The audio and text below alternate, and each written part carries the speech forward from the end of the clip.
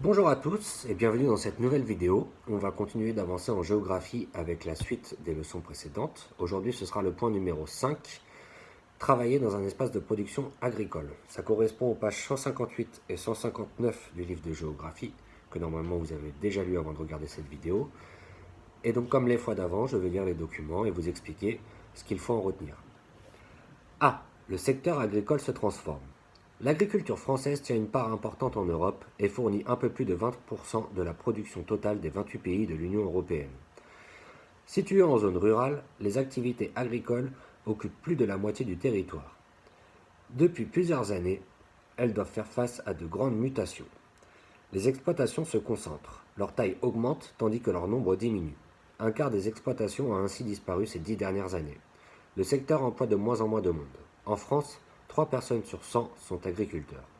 Cette évolution s'explique par la modernisation des équipements agricoles, la mécanisation des machines et l'utilisation d'engrais plus performants qui permettent d'importants gains de productivité.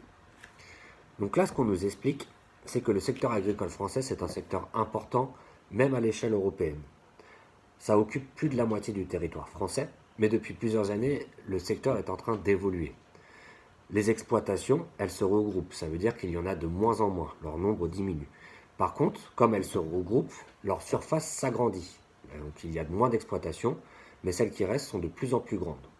Dans le même temps, on a connu une modernisation des équipements depuis les années 50 qui font que les agriculteurs ont des tracteurs automatisés qui peuvent se débrouiller sans que l'agriculteur soit en train de travailler dessus et font qu'on a de moins en moins justement d'agriculteurs pour faire fonctionner une exploitation. C'est-à-dire qu'à l'époque où il fallait peut-être 10 personnes pour que l'exploitation fonctionne, aujourd'hui peut-être qu'il n'en faut que 2. B. Le métier d'agriculteur se diversifie. S'il reste avant tout celui qui cultive la terre et élève les animaux, l'agriculteur a aujourd'hui une activité beaucoup plus variée. L'utilisation de machines perfectionnées, voire automatisées, nécessite des connaissances techniques et mécaniques approfondies. La croissance de la taille des exploitations en a complexifié la gestion administrative, commerciale et comptable. Il n'est pas rare qu'une grande partie de travail d'un agriculteur se fasse aujourd'hui par ordinateur. Par ailleurs, les exploitations de petite taille tentent à diversifier leurs activités. Elles proposent des œuvres d'hébergement, comme les gîtes, de loisirs, avec l'organisation de visites et d'activités pédagogiques, ou de restauration avec les tables d'hôtes.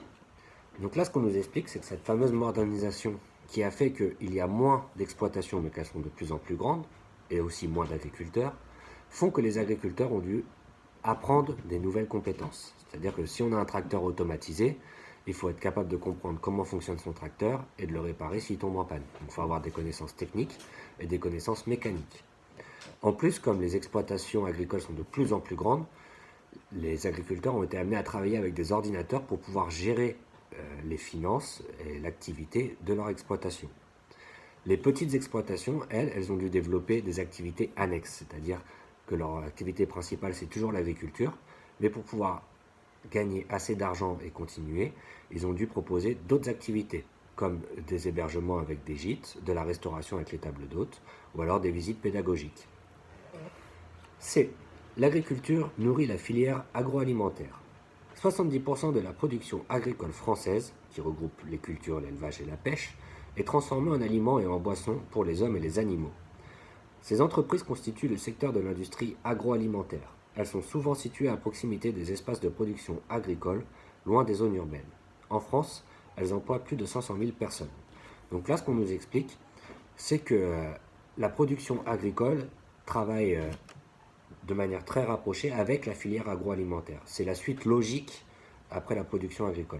70% de ce qui est produit sur le territoire français va être transformé par l'industrie agroalimentaire en aliments que nous pouvons consommer directement, qu'on va aller acheter dans des magasins ou des supermarchés. Voilà, c'est tout pour aujourd'hui. J'espère que vous aurez bien compris de quoi parlait cette leçon. Il vous reste juste à recopier la trace écrite dans le cahier de géographie à la suite des points précédents, puisque c'est donc la suite de la leçon et pas un nouveau chapitre. Bonne journée à tous et bon courage!